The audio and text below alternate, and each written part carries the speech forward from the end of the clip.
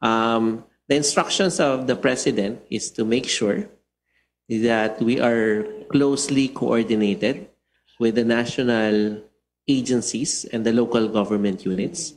And so the Energy Resiliency Task Force is coordinating and holding this meeting. So we also have Department of Energy Undersecretary Mario Marasigan joining in. And we'd just like to ask now Ms. Andrea Frago from the Department of Energy Public Affairs Office to acknowledge our media friends. And we can proceed to the presentations by the various members of the TIFER. And then we can have the Q&A thereafter. Ms. Andrea. Okay, we would like to acknowledge the presence or virtual presence of our reporters from the Manila Bulletin, Manila Times, Business World, Bomba Radio, DZMM, Power Philippines, PIA, Malaya Business Insight, UNTV, Newswatch Plus, GMA, Billionaire News Channel, and ABS-CBN, Alvin El Chico. Thank you very much again for making yourselves available, and thank you for being here.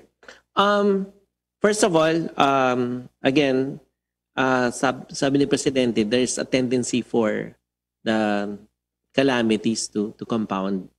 So we are still recovering from the previous typhoons and the earthquake, and now we have this typhoon, Tino, and then there's another coming this Sunday, papasok sa tatama naman sa Luzon. But nevertheless, it should not stop our agencies, our members from the energy family to be prepared and to have strategies to immediately restore, considering that we also have a Build Back Better policy. And we have this bayanihan way of helping each other. So this is how the presentations will be given. Number one, I'll start first with the generation.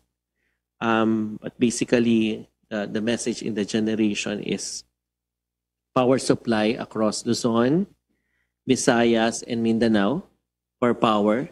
We don't have any problems. It's sufficient.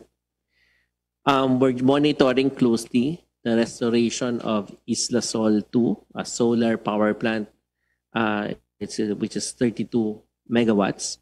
But all the rest, the 5 power plants affected, 4 are already na-restore na natin.